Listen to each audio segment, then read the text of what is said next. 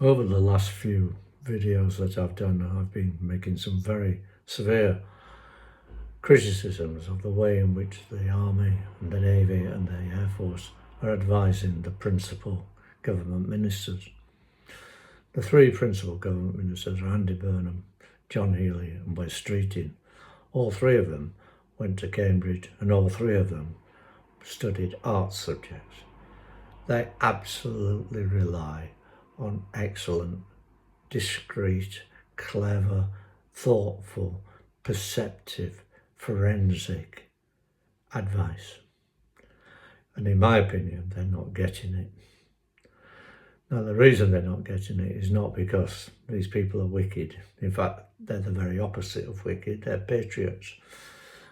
The reason I think that they're getting it wrong is because they are all career military men and women, and they have spent their entire life defending their cause.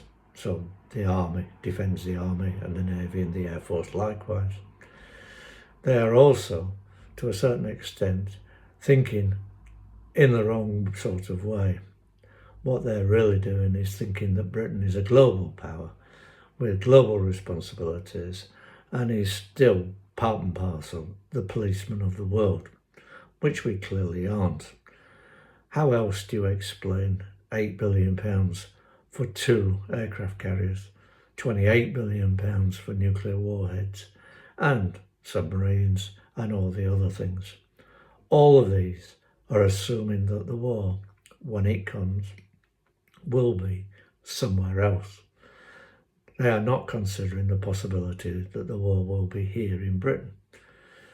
None of them, when I looked at their careers, none of them had any domestic experience of the British Civil War, which ended in the 1990s. They are all outward reaching, outward thinking. And all of the people that are advising them are also career officers who are also global in their mentality. Now, it would take a very brave Wes Streeting to turn around to the Sir Richard Ninton, who's the chief of the staff, and say, well, actually, old boy, I think you've got this one wrong.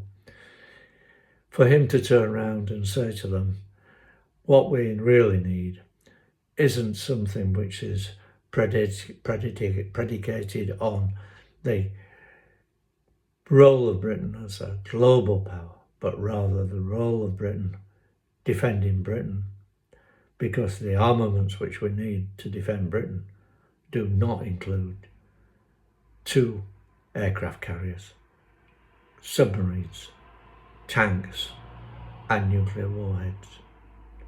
£300 billion is going to be spent in the next 3 years, and I think that 300 billion will be wasted.